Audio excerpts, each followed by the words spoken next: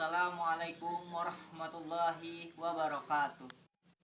Perkenalkan, nama saya Panji Ramadan, program studi Tadris Fisika, NIM 18011-30411. Di sini saya akan mengerjakan tugas PPI di mana menyangkut cara memandikan jenazah, mengkanfankan jenazah, dan mensolatkan jenazah. Seperti yang kita ketahui, kewajiban sekelompok muslim terhadap seorang muslim ialah bersangkutan dengan cara memandikan jenazah, mengkafankan jenazah, mensolatkan jenazah, dan menguburkan jenazah. Oleh sebab itu, alangkah lebih baiknya jika kita sama-sama mengetahui cara-cara tersebut. Nanti sebagai berikut akan saya praktekkan. Siapa nih dulu yang tadi? Assalamualaikum warahmatullahi wabarakatuh. Perkenalkan, nama saya Panji Ramadan, program studi Tadris Fisika, NIM 18011-30411. Di sini saya akan mengerjakan tugas PPI di mana menyangkut cara memandikan jenazah, mengkanfankan jenazah, dan mensolatkan jenazah. Seperti yang kita ketahui, kewajiban sekelompok muslim terhadap seorang muslim ialah bersangkutan dengan cara memandikan jenazah, mengkafankan jenazah, mensolatkan jenazah, dan menguburkan jenazah. Oleh sebab itu, alangkah lebih baiknya jika kita sama-sama mengetahui cara-cara tersebut. Nanti sebagai di sini saya sudah mempersiapkan alat dan bahan apa saja yang sudah saya persiapkan untuk memandikan jenazah. Bisa dilihat di sini. Dan di sini saya memakai sebuah boneka sebagai alat peraga untuk menggantikan jenazah untuk dimandikan. Sebelum memandikan jenazah, hendaknya pada saat jenazah matanya terbuka, hendaknya kita tutup terlebih dahulu dengan cara mengusap mata jenazah dari atas ke bawah seperti yang saya contohkan berikut. Kedua ialah jika mulut jenazah masih terbuka, hendaknya kita dorong dagu jenazah dari bawah ke atas. Jika masih terbuka juga mulut jenazah, bisa kita ikat dagu jenazah dari dagu jenazah ke kepala jenazah seperti yang ini. Dari sini ikat menggunakan kain atau tali yang sudah dipersiapkan dari dagu ke kepala. Sebelum memandikan jenazah, hendaknya kita melafazkan niat untuk memandikan jenazah. Lafaz niatnya akan saya bacakan. Untuk jenazah laki-laki, lafaz niatnya ialah nawaitul ghusla ala hadzal maiti fardhu lillahi ta'ala. Untuk mayat perempuan, niatnya ialah nawaitul ghusla ala hadzihil maitati fardhu lillahi ta'ala. Setelah melafazkan niat, kita bisa melakukan istinja kepada jenazah terlebih dahulu. Maksud dari istinja ini ialah untuk mengeluarkan kotoran atau membersihkan kotoran yang ada pada jenazah, terutama pada bagian dubur dan kubulnya. Istinja untuk mengeluarkan bagian atau kotoran yang ada di perut jenazah, kita bisa mengurut jenazah di bagian perut beliau. Untuk mengurut bagian perut ini, kita tidak perlu menyingkap kain dan memperlihatkan aurat jenazah. Caranya sebagai berikut. Dengan memasukkan tangan kita ke dalam kain seperti ini dan mengurutnya dari dalam. Tangan saya masuk dan mengurutnya dari dalam seperti ini. Atau bisa juga dengan mendudukkan jenazah seperti ini dan menekan bagian perut jenazah seperti ini. Nanti biasanya kotoran itu akan keluar melalui dubur jenazah. Jika sudah keluar, kita bisa membersihkannya. Biasanya pembersihan kotoran di bagian dubur itu sebaiknya dilakukan dengan menggunakan kaos tangan yang seperti saya gunakan ini. Pada pembersihan itu, kita juga tidak perlu menyingkap kain yang ada di bagian atas jenazah ini. Caranya ialah dengan memasukkan tangan kita ke dalam kain seperti ini. Hal ini tentunya tidak perlu kita lihat ya, karena akan terlihatlah aurat jenazah. Hanya jika diperlukan saja itu perlu dilihat. Seperti yang saya lakukan ini.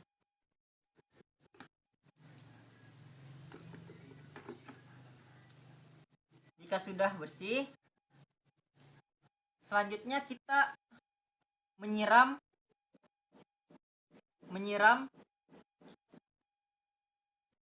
badan jenazah dengan air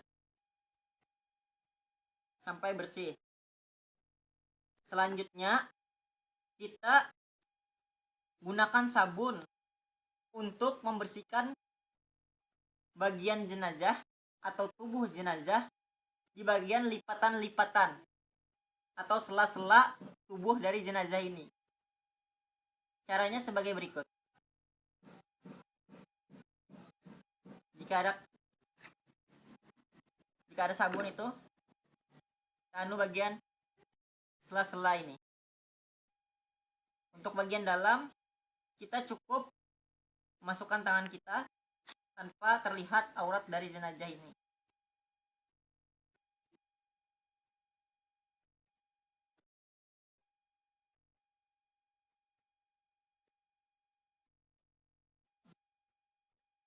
Setelah kita mandikan pakai sabun, selanjutnya kita siram lagi menggunakan air tubuh jenazah ini.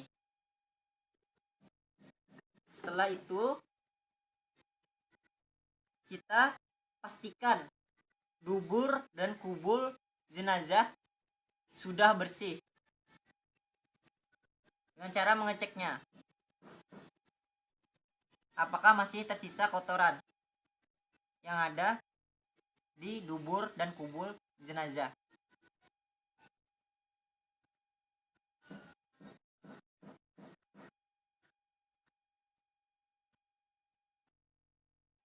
Setelah itu kita memandikan jenazah dengan air 9.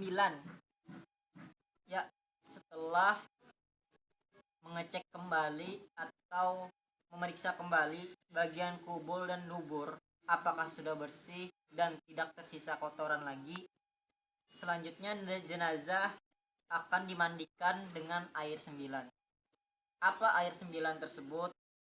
Air 9 ialah penyiraman yang dilakukan sebanyak 9 kali terhadap badan jenazah atau tubuh jenazah dengan posisi tertentu dan bacaan tertentu.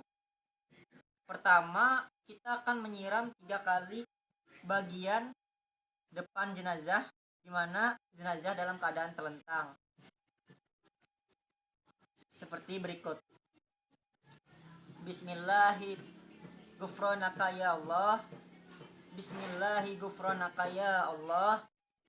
Bismillahirrahmanirrahim ya Allah.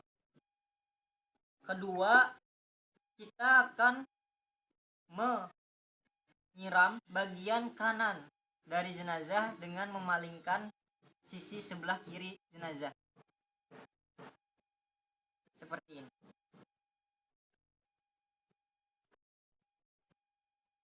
Bismillahirrahmanirrahim ya Rahman.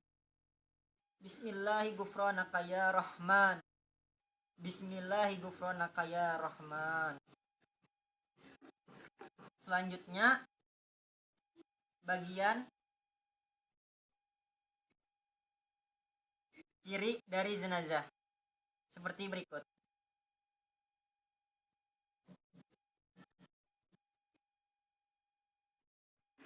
Bismillahirrahmanirrahim ya Rahim. Bismillahirrahmanirrahim ya Rahim. Bismillahirrahmanirrahim ya Rahim. pada pengaplikasiannya ke masyarakat, biasanya bagian depan jenazah itu disiram dengan air biasa dulu. Selanjutnya pada bagian kanan itu biasanya disiram dengan kapur barus. Selanjutnya pada bagian kiri itu dengan air bidara. Ya. Ini adalah tahapan mandi 9. Selanjutnya akan kita lanjutkan ke tahapan pengkafanan. Proses pemandian jenazah, hendaknya tangan jenazah kita sedekapkan terlebih dahulu, di mana tangan kanan di bawah dan tangan kiri di atas, serta lubang-lubang yang berada di tubuh jenazah kita tutupi menggunakan kapas, seperti lubang kubul, dubur, hidung, dan telinga. Sebelum jenazah kita kafani, hendaknya kain basah yang berada untuk memandikan jenazah ini kita ganti dengan kain kering terlebih dahulu.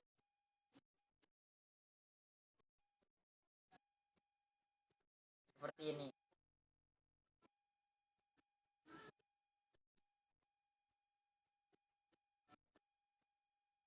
Cara mengambil kain basahnya seperti berikut, sehingga aurat jenazah tidak terlihat. Kain ini tersebut nantinya akan digunakan untuk sarung jenazah laki-laki ini. Digunakan sebagai sarung.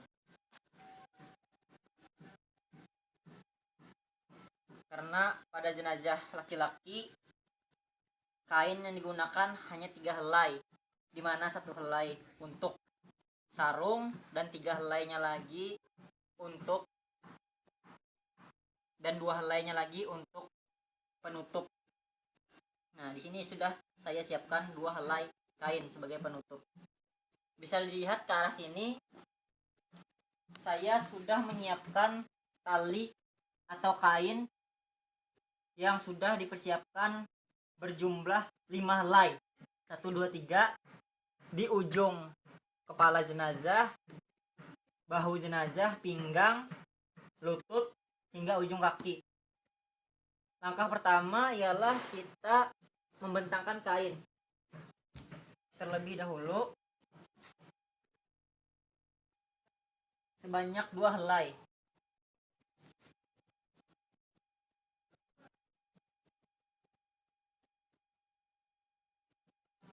Seperti berikut. Setelah kain kafan disiapkan, kita akan mengangkat jenazah ke atas kain kafan untuk dikafani.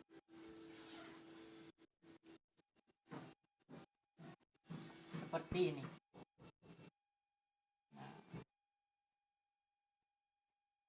Langkah pertama ialah dengan mendahulukan penutupan bagian kanan.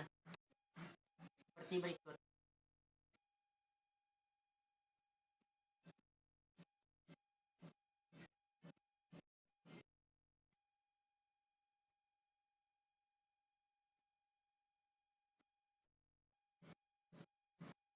Terlebih dahulu seperti ini.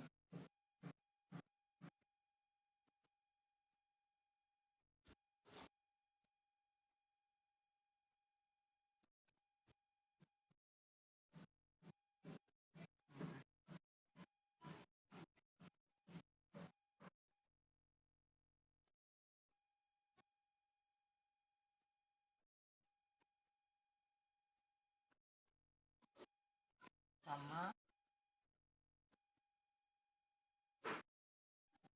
Ya, alhamdulillah jenazah bisa dilihat. Jenazah sudah selesai kita kafani, sudah selesai kita ikat di bagian ujung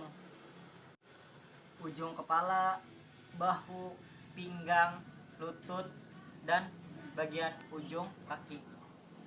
Dimana pada pengkafanan ini kita dahulukan penutupan sebelah kanan dan dilanjutkan dengan sebelah kiri. Pada pengkafanan ini disunatkan untuk bisa ditutup bagian wajah jenazah ini dengan kain.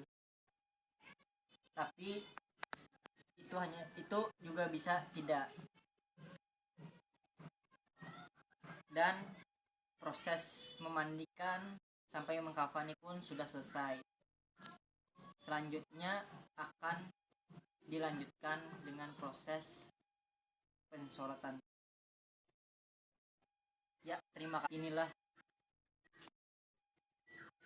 Terima kasih. Inilah video proses pengkafanan dan pemandian jenazah dari saya. Wassalamualaikum warahmatullahi wabarakatuh.